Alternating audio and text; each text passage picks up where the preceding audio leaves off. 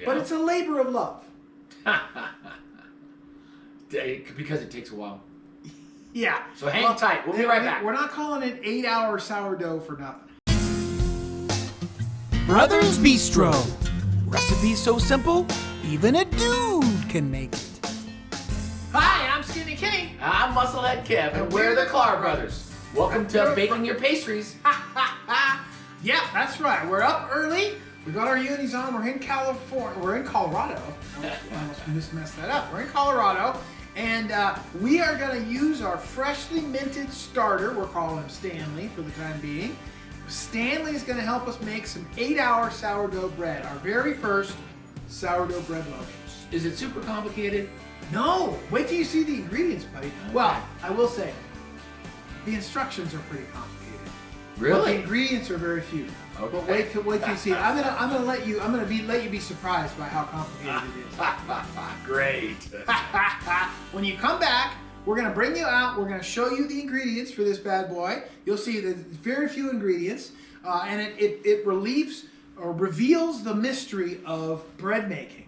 Yeah. And how incredibly inexpensive it is. Okay, this is my style right here. Right. Super simple. Right, it's looking good. Okay, so what we got is about 125 grams of active starter. We'll put the recipe up and so you can see it, but 125 grams of starter. So we just pulled that out of our little jar. Just pulled that out of our Stanley is contributing to the starter. effort. Okay. And what's his offspring called? Susie. Okay, gave us Susie. Okay, we got 500 grams of this is all-purpose flour. You can use bread flour. They talk about bread flour stuff is a little bit higher protein. And then we got about 365 grams of water. It's got to be warm. Got to make sure it's warm because that's what's going to make all this action happen. And then we got 10 grams of salt. We went a little light on the salt because we didn't want it salted. The last time we made a recipe, it was a little salty, so we're just trying to go on the lower sodium side. Yeah, also salt will deactivate the yeast, so we want to make sure we add in the water to the starter before we add in the salt. Okay. Doesn't the salt go in the flour? It could go in we could put it in the flour too. We can do it either way, but at some point it's going to get mixed in, right? Okay, when we come back, we're going to show you the first step, and then we're gonna get up to the point where we're going to let it rest for its first little nappy. Okay. This is perfect for you and me. So I'll put the salt into our flour. Okay. And then I just mix it around thoroughly. Yeah, you want to make sure the salt is thoroughly incorporated so you don't get a lump of salt somewhere in your bread. And I am going to do the same thing over here with the starter. I'm going to add in my warm water, and I'm going to mix it up.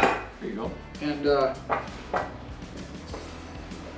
And we're going to use the bread whisk for that. You can do anything. You can use a fork. You can use your hands. You can use this mixer. I could have used that. So what, does that get all kind of emulsified throughout the thing? It kind of becomes a little... Yeah, we want to make sure it's thoroughly kind of mixed in with the water so it's not lumps. Little lumps is okay, but you don't want big lumps. So we're going to do our best to get the big lumps out. And then once we get this mixed up, we're going to mix all of this this residue, whatever we're calling this, starter water. Susie starter. Yeah, Susie starter water is going to be mixed in with the flour, and that's when it's going to get into a little shaggy dough. Be careful because the flour can fly around on you, so you want to be a little careful when you're getting started, and that's why we normally go with a pretty sizable bowl, so you got plenty of extra room to mix that up with. Looking good, brother. Trying to get all the dry stuff. My brother acts like he knows what he's doing, but he really doesn't. He just saw a video, probably on TikTok. That's right. And then he all of a sudden he's the expert. Right. So we're gonna mix this all up, and then what's it got to do? It's got to rest. It's got to rest for a little bit, for an hour. We just cover it with a little cloth and then set it aside. Okay. Now it's all over my hands. Okay, so we happen to have a really warm place over in the corner of our kitchen that there's like a heating vent close to. So we've got a nice warm place for us to put this. We covered it with just a dishcloth, and now we're going to unveil it. You ready? Get the camera and let's see what we got. Maybe there's nothing to look at.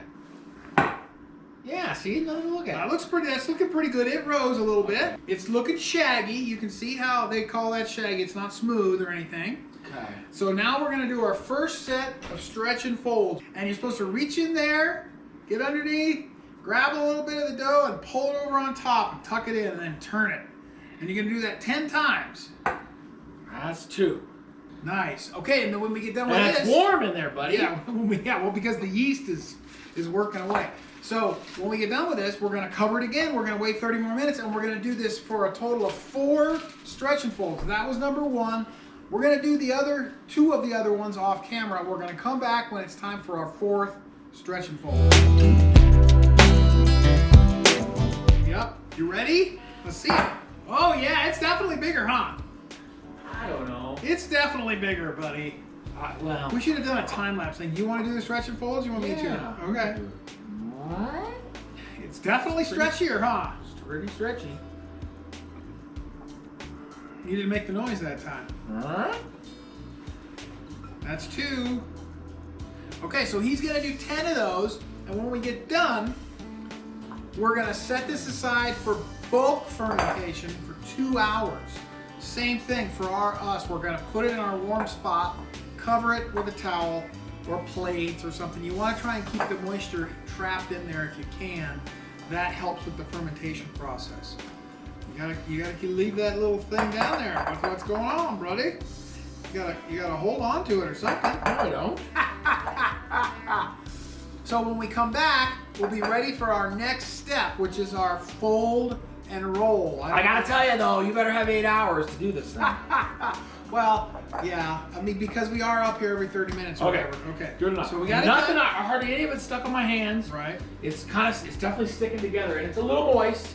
So we'll see you Kinda back like silly here. putty. Yeah, we'll see you back here in 2 hours. All right. Stretch and shake. Let's see this baby. Wow! Holy cow. So let's get some flour on the old surface here. A little bit. You're so liberal with that. What did you call it? The bread lube? Kitchen lube. And we just dump this out. See if you can get it to come out on its own. Not really coming out on its own, is it? Kinda. Okay, Stretching and pulling. Remember, you gotta stretch it out. I don't know how this goes exactly, but gotta stretch it out. It would be better if you flopped it over because you'd have a little flour on both sides. You think?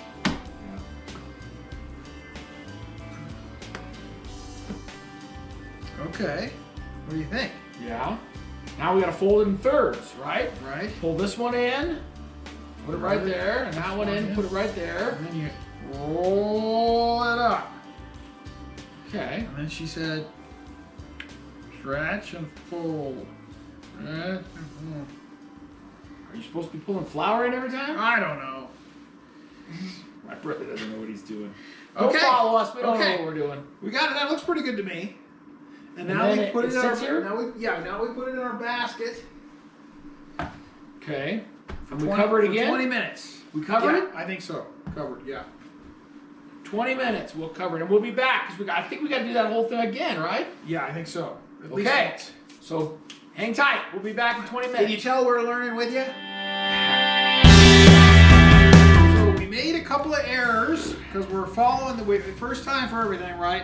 We didn't need the flour on the counter, although it did help with it. But Seemed like it. might. And we didn't need to put it in this contraption. It's called a banneton. We could have Pull it out. we could have just left it on the counter. And now we're going to stretch and fold it one more time, just like we did last time. You want to do it this time? Sure. So she said pull it over, No, right? no, no. On the other side. On the other side. You want that seam showing. Yeah, that side. That side. I'm going to stretch it out. Stretch it out. She said, be gentle with it. Well, it doesn't Hold this stick side here. because we got flour on there. Yeah, So we probably shouldn't have had the flour on there. It's a good thing we got 4 hands, huh? Between us. Yeah. Okay. All right. Then you're gonna fold it in thirds, Fold it in thirds. and then roll it up. Roll it up from one side. Roll it up from one side. Roll it up. Pop the bubble there. Did you hear that? Yeah. And then you want to do this. There you go, and tuck it in. Tuck it under. We're learning, folks. But if we can do it, Okay. you can do it. Out and in is what she was doing. Yeah, there you go. There you go. Out and in. There you go. Tuck in the other side. Good. That looks pretty good to me. Okay, now we want to put it in the banneton. So I think that's called the banneton. Okay, and this is going to go, we're going to cover it and it's going to go in the fridge for 2 hours. And then when we pull it out, we can score it and bake it. And then it's only like, so we're in the home stretch. It's 1:15. We started this whole process about 7:30 this morning. It'll be 3:30 when we get everything done here. And we'll be maybe an hour or so and we'll have fresh baked bread. It's not quite 8 hours, maybe 6 hours, but If you like slow cooker meals, this is your jam right here. This is an all-day experience, all right? yeah. Okay, we are ready to go. We're out. Look at this beauty, buddy. Look at this beauty. Okay, Wow. so we're gonna flour this thing up and get it ready for the Dutch oven. We think quotes. We don't have a Dutch oven. We got a big steel pot that's gonna work just fine in the oven. So plop that thing That's out basically there. what a Dutch oven is. Yeah, and now we're gonna put a little flour on the top. I'm gonna do it this time because my brother goes overboard on this stuff. And we're gonna score it. This allows it to fully rise. Wow.